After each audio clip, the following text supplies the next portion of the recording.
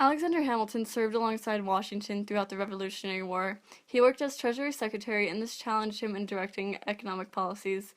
He was born in the West Indies to a single mother who worked as a shopkeeper, which is where Hamilton first learned his economic principles that helped him when he later went on to become an apprentice for a large mercantile firm.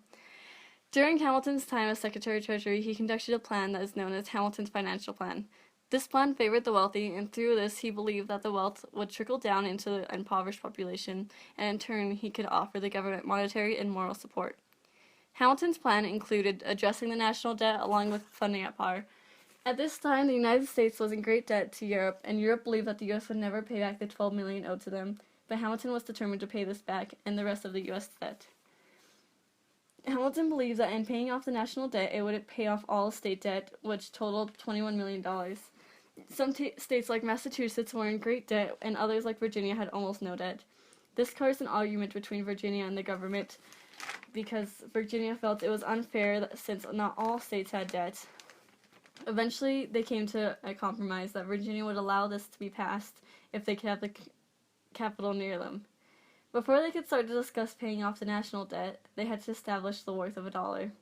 This issue was addressed with the idea of funding at par, which meant that $1 would equal $1. But this was an issue at the time because the government had been printing so much money that it lowered the value of a dollar to only 1 cent. Eventually, they were able to reduce the amount of printing money and bring the value of the dollar back to $1. After the value of the dollar was established, they needed a plan to pay off the state debt. Hamilton's plan was to use custom duties and excise taxes.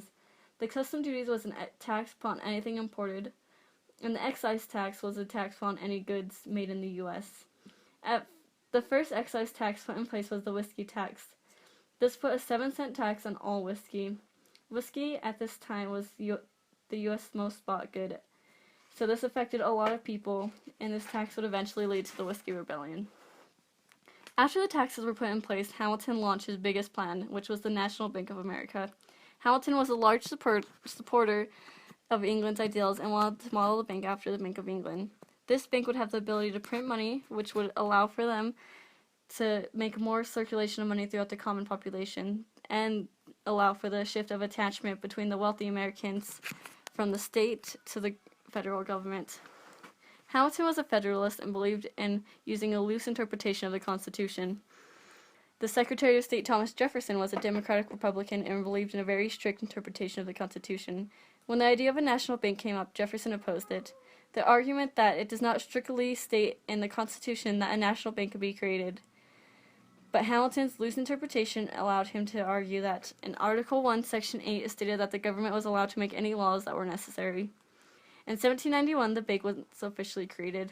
With a 20-year charter, it was located in Philadelphia and started with a capital of $10 million. The government owned a fifth of the stock, and the rest was to the public. The rich buying the stock showed that the wealthy Americans have been shifting their trust in the government, and it showed that they were starting to have more faith in their government.